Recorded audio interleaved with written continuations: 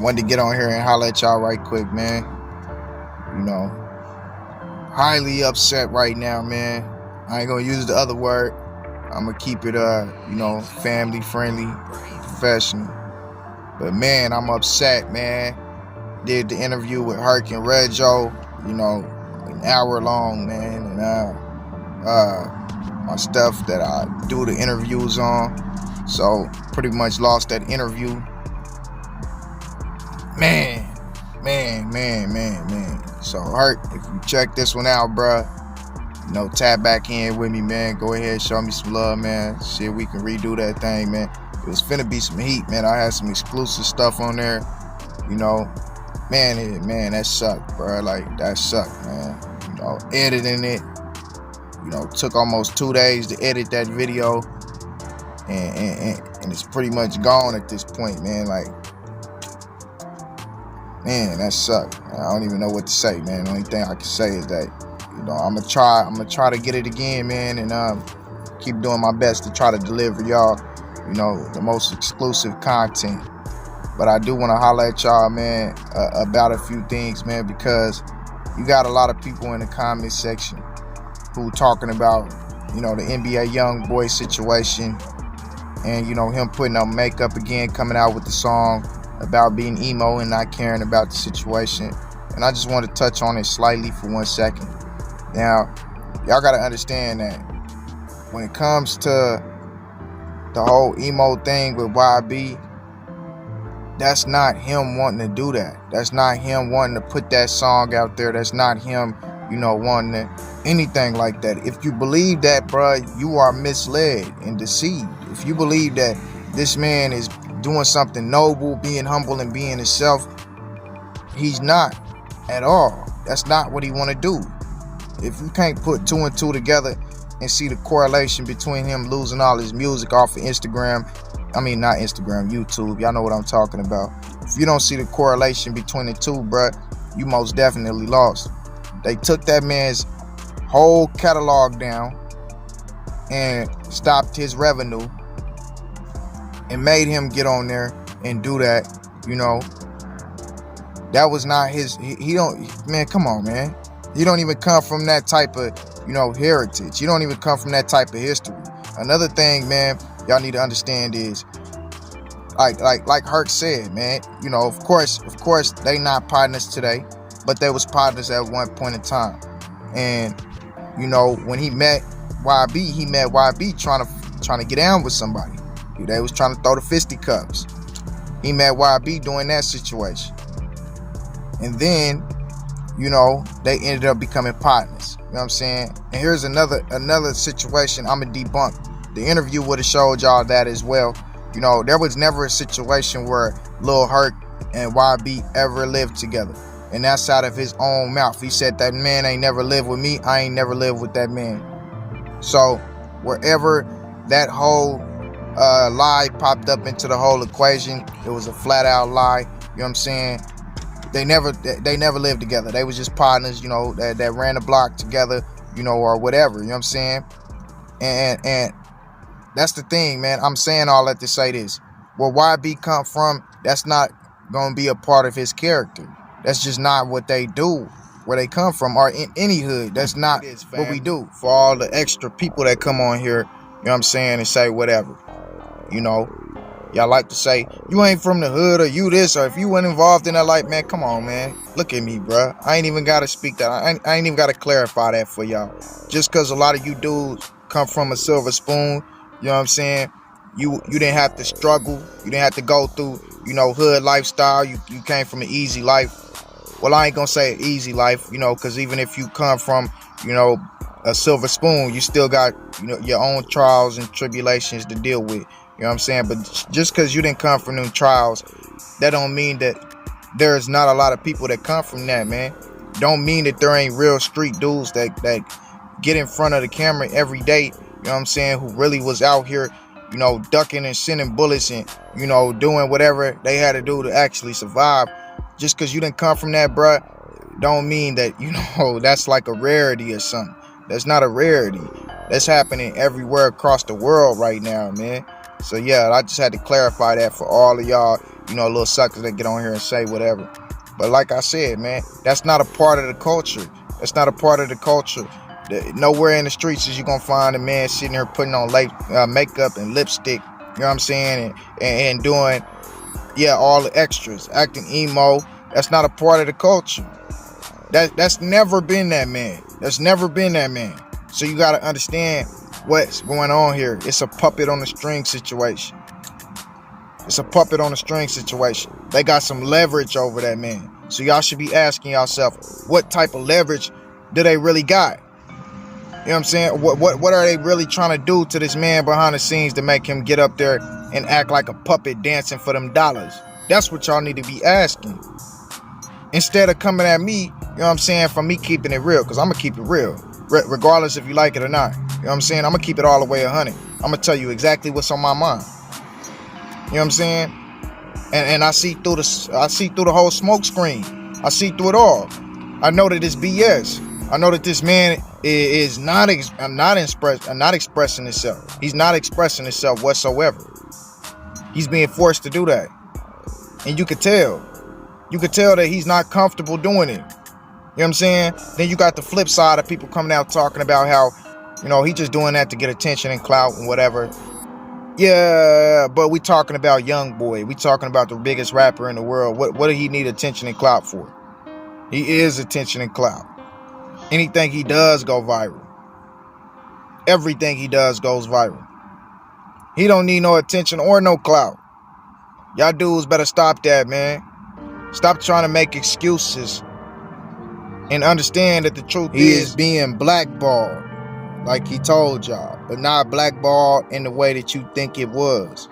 He being blackballed in the way of, if you don't do what we tell you to do, if you don't put on this makeup, lipstick, and the dress, you ain't finna get paid.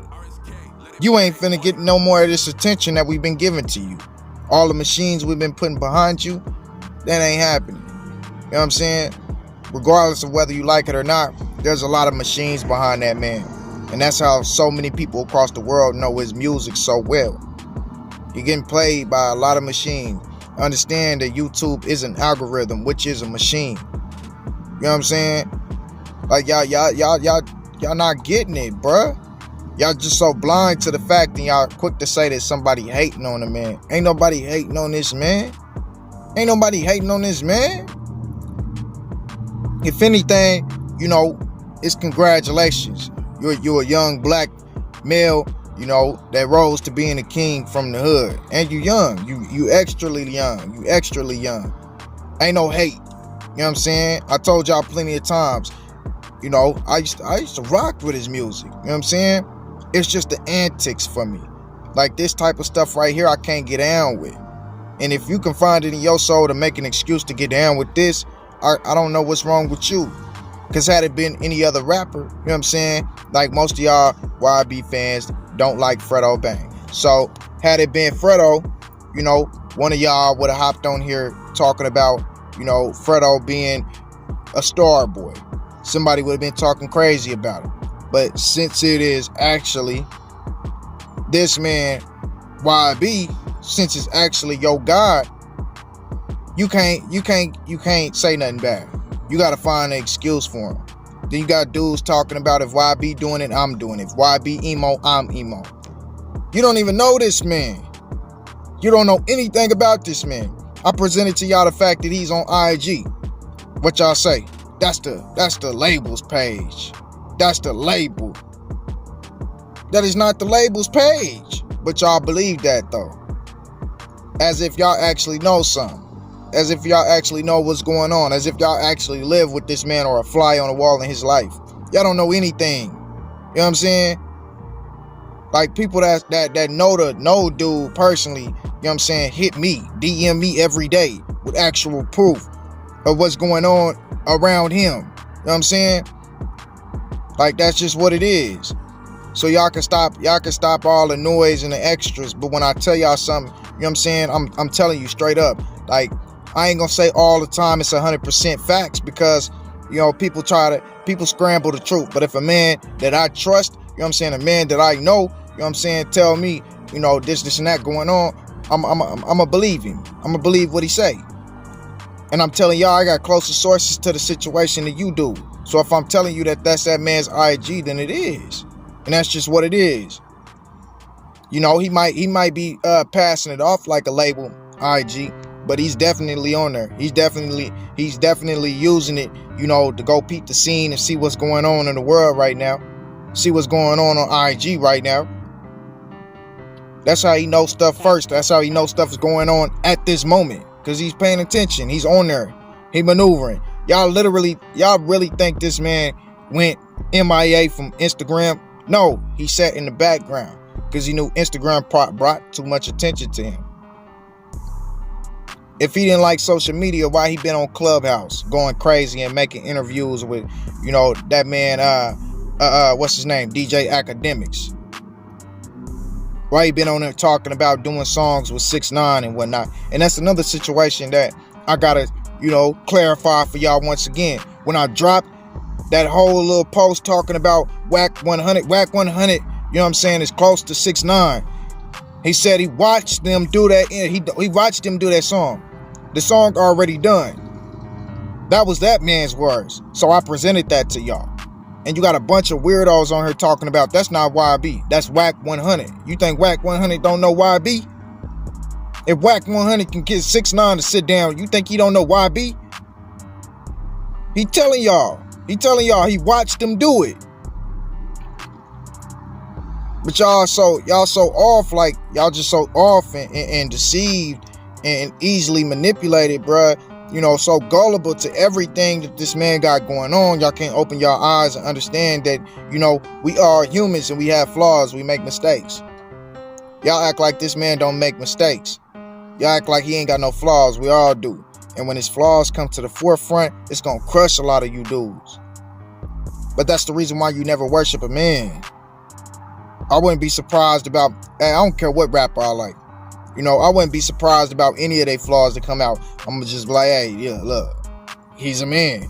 That's, you know, and I'm gonna get on here and talk to y'all about it. The same way I'm talking about whatever's going on right now.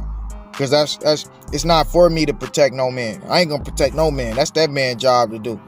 It's his job to protect his image. If you get out here putting on makeup, I'm gonna get on here and I'm gonna talk about it. That's my job.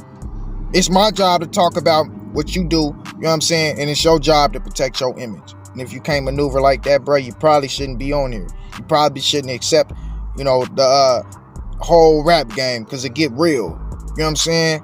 Y'all know what's up with TMZ. Y'all know what's up with the rest of these bloggers. Y'all know what Say Cheese talking about. Y'all know about Street Juice. Y'all know that everything you do is gonna hit the blog site. And I'm tired of seeing a lot of y'all talking about bloggers as the police. Bloggers ain't the police. You need to talk to the man who put the information on the internet. If you put it on the internet, it's going to be talked about. If you put it on the internet, then it's obviously public information. It's something that people can talk about. You know what I'm saying? Because if you don't want to talk about, you're not going to share it. You're not going to talk about it. You're not going to hop on your live, you know, doing all this and doing all that, unless you want the attention from it. A lot of these rappers be playing, bruh. They be playing, you know, a little fake buster route where they say, yeah, man, all these bloggers, whoop. But at the end of the day, you got to understand that if you didn't put the information out there on the internet in the first place, none of the bloggers would know about it. You know? So how you going to be mad at the blogger for something that you doing? That's why I like what Lil Durk said when he said, you know, it's really ratting. You ratting on yourself if you put something on the internet, you know, and you know these bloggers actually finna pick up on it and post it. So stop playing, man. We gotta get all these crazy thoughts and this craziness to y'all mentalities, you know, all the way up out of there. Cause I'm not getting it, fam. I'm not getting it. But like I said, man, you know, the Hurk interview, I'm gonna try to get that one again, man. I definitely appreciate that man for sitting down with me and actually giving me the time, you know, to do this interview with him. You know, all the way solid, all the way, you know, thorough young dude. Like, man, I'm telling you, man. Like, yeah, man. Hey, dude got his head on right. He know how he maneuvering. He got goals and he know how he gonna get there, man. You know what I'm saying? Cause and he even gave me the, you know, the exclusive about him and Fredo Bang, man, and you know the relationship between them.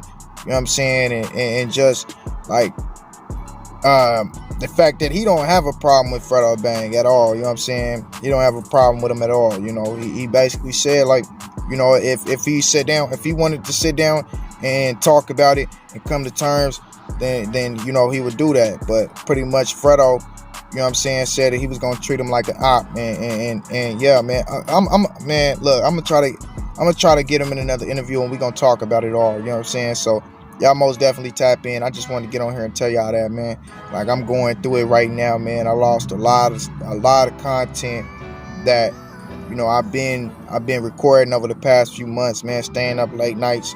I had multiple different videos done, man, and it just, man, I had enough stuff to flood y'all for, you know, a little second, man, and it just all went down the drain. So I gotta start all over, you know, back at square one and back doing it and moving for y'all like, you know, I'm supposed to be doing. Another little thing I want to touch on before we get up out of here, I want to touch on, you know, the whole WBC situation is going on where, you know, pretty much the president, Mauricio, talked about how Devin Haney was not the super champion when we all know that he is the super champion. They talking about George Kambosos is for the franchise championship belt, which makes no sense because George Kambosos never petitioned. And first off, Mauricio Suleiman said that for you to be a franchise champion in the WBC, you have to petition for that belt. So it makes no sense to me how all of a sudden George Kambosos is the franchise champion as well as the main champion for the WBC, like Mauricio Suleiman stated in his video. That does not make any sense. That does not make any sense how they're trying to call George Kambosos undisputed the same way they did Teofimo Lopez. Didn't really, you know, do much of that capping for, you know, Vasily Lomachenko, but they most definitely, you know, was pushing Teofimo Lopez as an undisputed, and now trying to push Kambosos as undisputed. Kambosos also changed his Instagram to undisputed, and Devin Haney basically came out and was, you know, telling them to give him that fight. But that's the thing, man, about the boxing world, because they are doing whatever they can do to bury black fighters. It is a whole agenda in the sport of boxing to put a black fighter in a box and compartmentalize him. They are not giving these young black fighters the ability to grow and manifest themselves into superstars. They're not doing it. They're not doing it. They say, hey, look, Floyd Mayweather, Mike Tyson, you know what I'm saying, all of them, man, the megastars, Muhammad Ali, that was way too much.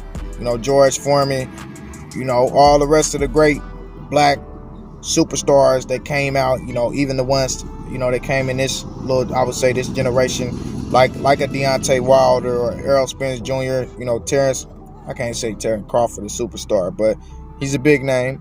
Javante Tank Davis, ones that already broke out and broke the mold, you know, they like, we can't really do much about them. But this next crop of, you know, young superstars with superstar talent, we can't allow another Floyd Mayweather. We can't allow, you know, another Terrence Crawford, Earl Spence. We can't allow none of that. You know what I'm saying? We're going to cut them off at the roots. The ones who already made it, they made it, and there's nothing we can do about it. But there is a definite agenda to stop all black fighters from making it to superstardom in boxing.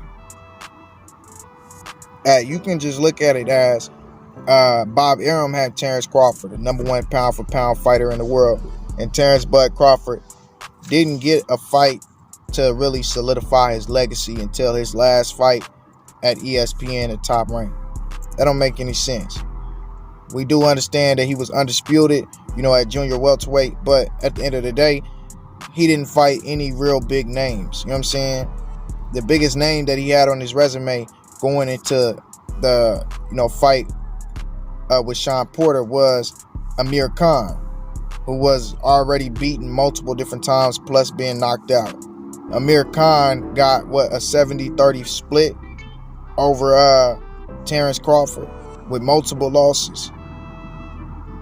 How does that happen? How does that? Now I can understand, you know, the Manny Pacquiao split the 80-20 is a little bit too large in my book, but I can understand, him taking a lesser pay. Well, I wouldn't even say a pay cut, because Terrence Crawford only made $10 million one other time in his career. But I can understand him actually, taking a 20% split to a Manny Pacquiao. But Amir Khan, that's ridiculous. That's flat out ridiculous. But that's the thing, man. It's a major agenda to stop a black fighter from peaking and becoming a superstar. But y'all let me know y'all thoughts on these situations down in the comment section. And with that being said, I'm out.